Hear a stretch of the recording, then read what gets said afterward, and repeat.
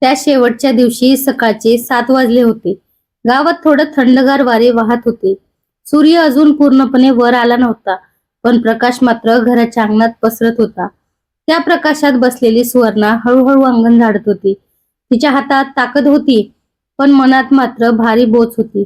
आज सुट्टीचा दिवस होता, पण तिच्या सुट्टीचं कोणालाच काही घेणं देणं नव्हतं. घरात 3 माणसं, सासू, नवरा आणि नणंद, तिघांसाठी ती रोज झिजत होती. सकाळी उठून चहा, न्याहारी, त्यांचे डबे, नंतर दुपारचं जेवण सगळं ती एकटी करत होती. पण तिचं ऐकायचं, तिच्यासोबत बसून बोलायचं, तिच्या थकलेल्या डोळ्यांकडे बघायचं नाही. तिला मात्र हे सारं जग पेलून चालायचं होतं. दिवस मागोमाग दिवस, शेवटी अंगण झाडून झालं. सुवर्णा घरात गेली. सासूबाईंनी तिला पाहताच आवाज दिला, "अगं, नळ बंद झाला आहे, जरा दुरुस्त करून घे ना." रोजचं नाटक झालंय. सुवर्णा थोडं हसण्याचा प्रयत्न करत बोलली, "आई, प्लंबरला फोन केला आहे, तो 10 मिनिटात येईल. हा, बघ वेळेवर करून घे, नाहीतर मग माझ्या कामात अडथळा येतो." हे वाक्य सुवर्णाच्या मनात खोलवर घुसलं. माझ्या कामात अडथळा? तिच्या कामाला, तिच्या आयुष्याला, तिच्या थकव्याला कोण कधी महत्व देतं?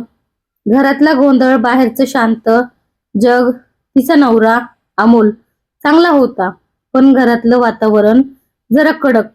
त्याला प्रेम होतं सुवर्णावर, पण ते दाखवण्याचं धाडस कधी जमलं नव्हतं.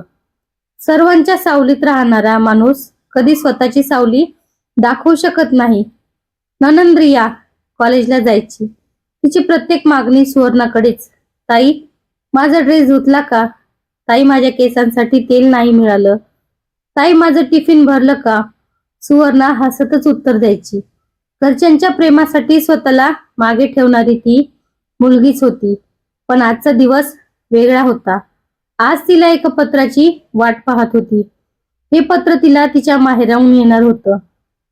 आई गेल्यापासून ती माहेराच्या दारात गेली नव्हती. जिला उचलून धरलं ती आईच गेल्यापासून तिचं जग रिकामं झालं होतं.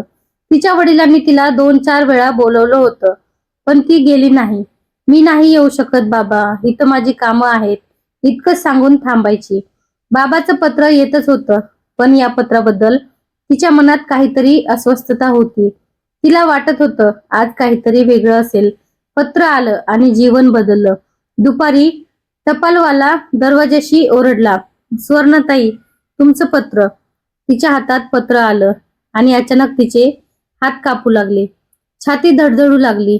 तिने बाजूला बसून हळूच कव्हर उघडलं. त्यात फक्त एकच ओळ होती, "बाळा, मला तुझी खूप आठवण येते. भेटून जा. शक्य असेल तर लगेच." बस, हीच ओळ. तिच्या डोळ्यात पाणी आलं. बाबांचे हात थरथरत होते. अक्षर त्यांच्या ताकदीची नव्हती. काय झालं असेल? ते आजारी होते का? असावं, नाहीतर एवढी विनवणी ते कधीच करणार नाहीत. सुवर्णा पहिल्यांदा स्वतःसाठी उभी राहिली. ती उठली, किचनमध्ये गेली. सगळं काम अर्ध्यावरच सोडलं. अमोल टीव्ही पाहत होता. सुवर्णा त्याच्या समोर उभी राहिली.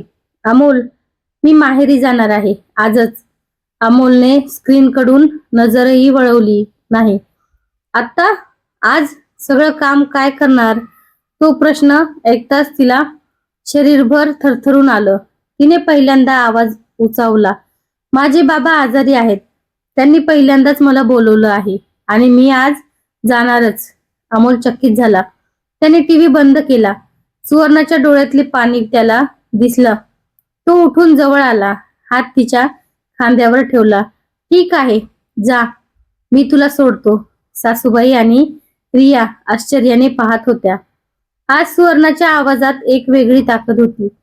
जणू कोणीतरी तिला आतून ढकलून म्हणालं होतं, "आता स्वतःसाठी जग." बाबांच्या घरी पोहोचणं आणि हृदय चिरणारं सत्य. बसचा प्रवास तिला खूप लांब वाटत होता. स्टेशन पासून बाबांच्या घरापर्यंतचा प्रत्येक पाऊल जड होता. घराचा दरवाजा अर्धवट उघडा होता. शेजारी काकू बाहेरच उभ्या होत्या. त्यांच्या डोळ्यात न दिसणारा दुःखाचा थर होता. "काकू, बाबा कसे आहेत?" "पत्र मिळालं म्हणून आले." काकूकडे उत्तर नव्हतं. तिने फक्त एवढंच म्हणलं, "बाळा, तुझ्या येण्याची वाट पाहत होते ते." पण सुवर्णाचं हृदय धडधडलं. ती धावतच घरात गेली. तिचे बाबा अंगावर पांढरी चादर ओढून शांत झोपले होते. कधीही न उडणाऱ्या झोपेत तिचे पाय सुन्न झाले, शरीर थरथरलं, शब्द हरवले. ती बसली, बाबांच्या थंड हाताला हात लावला. डोळे भरून वाहू लागले. बाबा, मी आले. एकदा तरी डोळे उघडा ना. घरभर शांतता. फक्त स्वर्णाच्या हंबरडा फोडणाऱ्या उदक्याचा आवाज, पत्राचा अर्थ कळाला. पण उशीर झाला होता. काकूने तिला पत्राचा खरा अर्थ सांगितला. बाळा, 3 महिन्यापासून ते खूप आजारी होते. तुला सांगायचं होतं, पण ते म्हणाले मी माझ्या मुलीला त्रास देणार नाही. काल रात्री त्यांनी फक्त एवढंच म्हटलं, तिला शेवटचं पाहायचंय. म्हणून मीच त्यांच्या सांगण्यावरून पत्र लिहून पाठवलं. सुवर्णा जमिनीवर कोसळली. तिला वाटलं, मी का नाही आधी गेले, का नाही ओळखलं, का नाही धावलो. ती अंतब्रह्म तुटून गेली होती. अमोलचा हात पहिल्यांदा खऱ्या अर्थाने तिच्यासाठी पुढे आला. अंत्यसंस्कार संपले. सर्वजण घरी जायला लागले. अमोल तिच्या बाजूला उभा होता. सुवर्णा अगदी पोकळ झाली होती. शब्द नव्हते, भावना नव्हत्या, फक्त रिकामपणा. अमोलने तिचा हात धरला. पहिल्यांदाच असा धरला. सुवर्णा, मी चुकलो. त्याचा आवाज थरथरत होता. मी तुझं मन, तुझी भावना, तुझा थकवा कधी समजून घेतला नाही. मी तुझ्या वेदना पाहिल्याच नाहीत. मला माफ कर. तिच्या डोळ्यातून वाहणारे अश्रू थांबणं शक्य नव्हतं. तो पुढे बोलला, आतापासून आपण दोघं जगू एकमेकांसाठी. तू एकटी नाहीस, मी आहे कायम. सुवर्णाने त्याचा हात घट्ट पकडला. तिच्या आयुष्यात कधीतरी तिला कोणी स्वतःसाठी हवं असं वाटलं होतं. आज ते पूर्ण होतं. बाबाचं शेवटचं वाक्य तिच्या आयुष्यात नवीन प्रकाश बनलं. काकूने तिला एक छोटा कागद दिला, बाबांनी लिहिलेला. त्यावर लिहिलं होतं, बाळा, तू खूप मजबूत आहेस, पण स्वतःसाठी जगायलाही शिक. आयुष्य खूप थोडं आहे, त्यात स्वतःला विसरू नकोस.